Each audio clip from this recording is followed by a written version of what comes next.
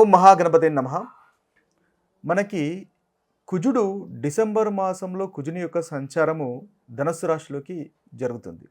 అయితే ఈ కుజుని యొక్క సంచారము డిసెంబర్ మనకు 7వ తేదీ నుంచి మొదలుకొని దాదాపుగా జనవరి 16వ తేదీ వరకు, అంటే 2026 జనవరి 16వ తేదీ వరకు కుజుడు మనకి ధనస్సు రాశిలోకి సంచారం చేస్తాడు. ఈ కుజుని యొక్క సంచారాన్ని ఆధారంగా చేసుకొని ద్వాదశ రాశుల వారికి ఎలాంటి ఫలితాలు ఈ కుజుడు ఈ యొక్క సంచారం వల్ల ఇస్తున్నాడో చూద్దాము. అయితే కుజుడు ముఖ్యంగా కుజగ్రహము అంటే ఎలాంటి ఫలితాలను ముఖ్యంగా ప్రభావితం చేస్తుందో కనుక మనం చూసుకున్నట్టయితే కుజుడు మనకు మేషరాశికి అధిపతి, అదేవిధంగా వృశ్చిక రాశికి అధిపతి.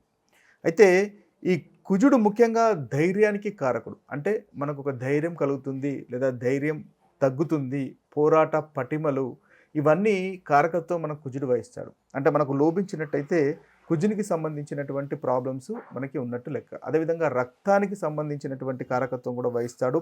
చిన్న చిన్న గాయాలకు అలాంటి విషయాలకు కూడా కారకత్వం వహిస్తాడు. అంతేకాకుండా అహంకారము, తర్వాత నాయకత్వ పటిమ అంటే లీడర్షిప్ క్వాలిటీస్ కూడా మనకు కుజుని యొక్క మనకు పోర్ట్ఫోలియో అంటే కుజుని యొక్క కారకత్వాల్లోకి సంబంధించిందే ఉంటుంది. ఇక చూసినట్టయితే మనకు ప్రాపర్టీస్, ముఖ్యంగా ప్రాపర్టీస్కి సంబంధించినటువంటి విషయాలు, ఏదైతే ల్యాండ్ ప్రాపర్టీస్కి సంబంధించినటువంటి విషయాల్లో తగాదాలు కానీ, లిటిగేషన్స్ కానీ, అంటే ఏదైనా ఇబ్బందులు కానీ లేదా కొనడం కానీ, మంచి విషయం కానీ, ఇవన్నీ మనకు కుజుని యొక్క కారకత్వాలకు వస్తాయి. అంటే మనము వీటన్నిటి విషయాల్లో చూడాలి అంటే కుజునికి సంబంధించినటువంటి స్థానము, కుజుని యొక్క స్థితిగతులు జాతకంలో చూడవలసినటువంటి అవసరం ఉంటుంది. అదేవిధంగా మనకు ముఖ్యంగా అన్నదమ్ములకు సంబంధించి కూడా కుజుల్ని చూడాల్సి వస్తుంది. వాటికి సంబంధించినటువంటి ఫలితాలు చూడాలంటే కుజుడు ముఖ్యంగా పరిగణించాలి. ఇకపోతే దాంపత్య జీవితానికి సంబంధించినటువంటి విషయాల్లో కూడా మనము కుజుడిని మనము చూడాల్సినటువంటి అవసరం ఉంటుంది. అయితే ఇవన్నీ కారకత్వాలు కుజుడు ప్రభావితం చేస్తాడు. ఈ కుజుని యొక్క సంచారము, మనం ధనుసు రాశిలో ఉన్నటువంటి కుజుని యొక్క సంచారము ఆధారంగా చేసుకుని ఈ ద్వాదశ రాశులకి ఏ విధంగా ఉంటుందో చూద్దాము. ఇక వృషభ రాశి వారి యొక్క ఫలితాలు కనుక మనం చూసుకున్నట్టయితే, ఈ కుజుని వల్ల సంచారంలో చూసుకున్నట్టయితే వృషభ రాశి వారికి అష్టమ స్థానంలో కుజుని యొక్క సంచారం అనేది జరుగుతుంది. అంటే వీరికి 12వ అధిపతి, అదేవిధంగా అష్టమాధిపతి అయినటువంటి కుజుడు అష్టమ స్థానంలో సంచారం చేస్తున్నాడు. అయితే అష్టమ స్థానంలో అంటే 8వ ఇంట్లో కుజుని యొక్క సంచారము అంతగా అనుకూలంగా ఉండదు.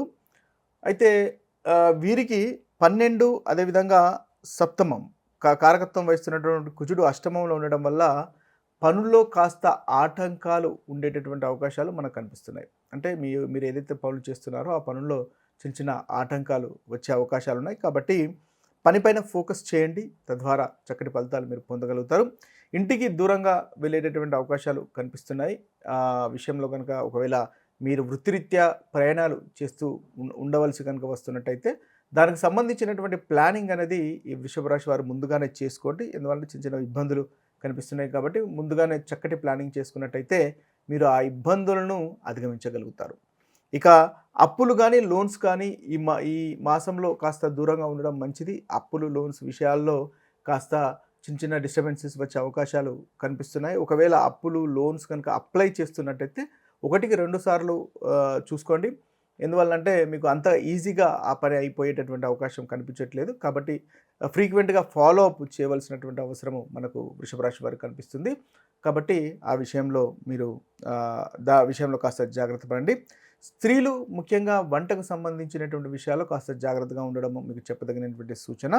ముఖ్యంగా సప్తమ స్థాన అధిపతి 2వ ఇంట్లో మనకు సంచారం చేస్తున్నాడు. కాబట్టి స్త్రీలకు వంట దగ్గర అష్టమంలో అంటే అనుకోకుండా ఏదైనా వంట దగ్గర చిన్న చిన్న కాలడము, గాయము అయ్యేటటువంటి అవకాశాలు మనకు కనిపిస్తున్నాయి. కాబట్టి వంట చేసేటప్పుడు వృషభ రాశి స్త్రీలు కాస్త జాగ్రత్తగా ఉండవలసినటువంటి అవసరము ఉంటుంది.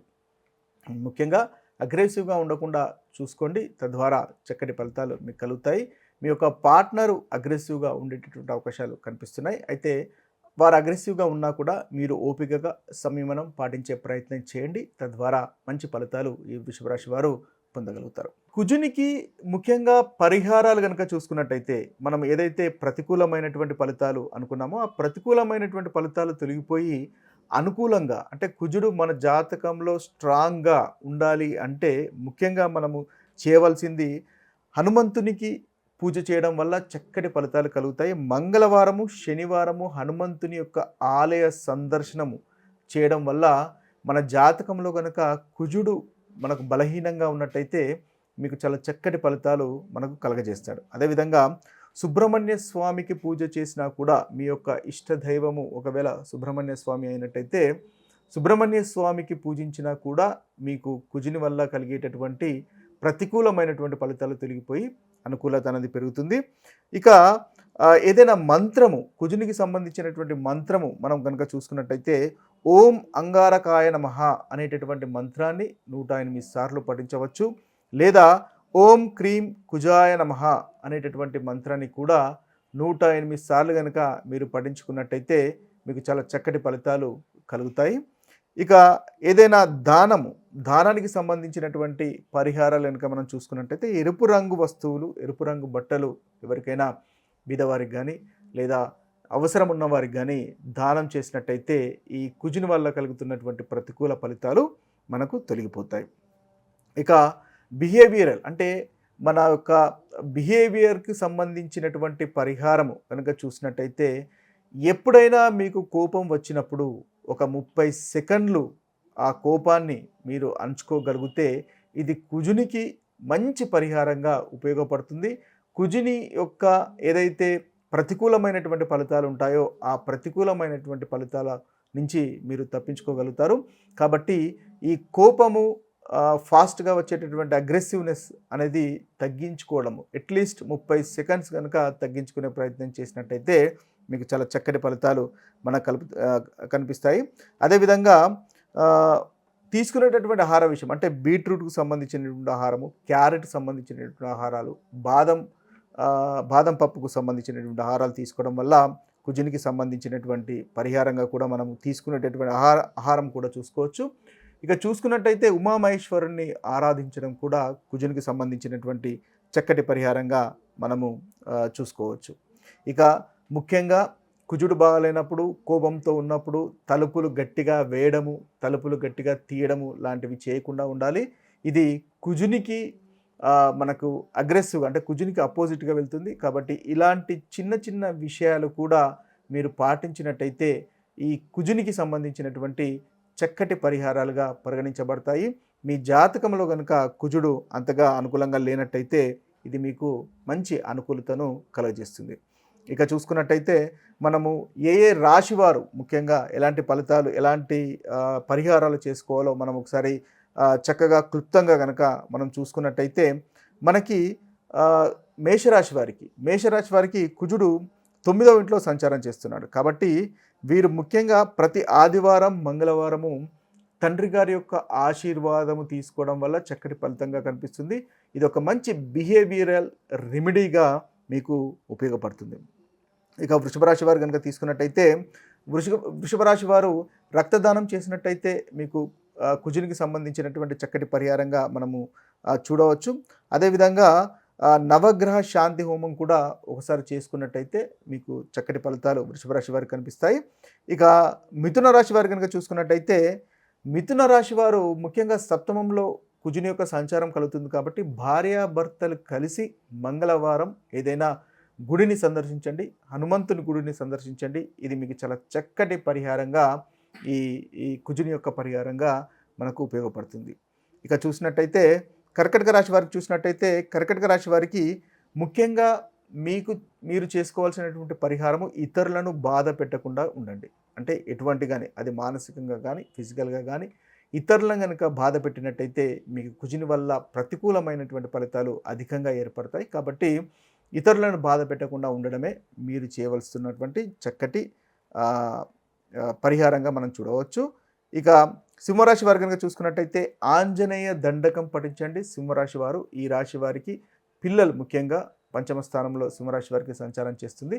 కాబట్టి ఆంజనేయ దండకం కనుక పఠించుకున్నట్టయితే ధైర్యము, కమ్యూనికేషన్స్ పెరుగుతాయి. చాలా చక్కటి నిర్ణయాలు తీసుకోవడానికి, మీకు ముందుకెళ్ళడానికి, మంచి ఆలోచనలు రావడానికి మీకు ఈ యొక్క పరిహారం అనేది మనకు ఉపయోగపడుతుంది.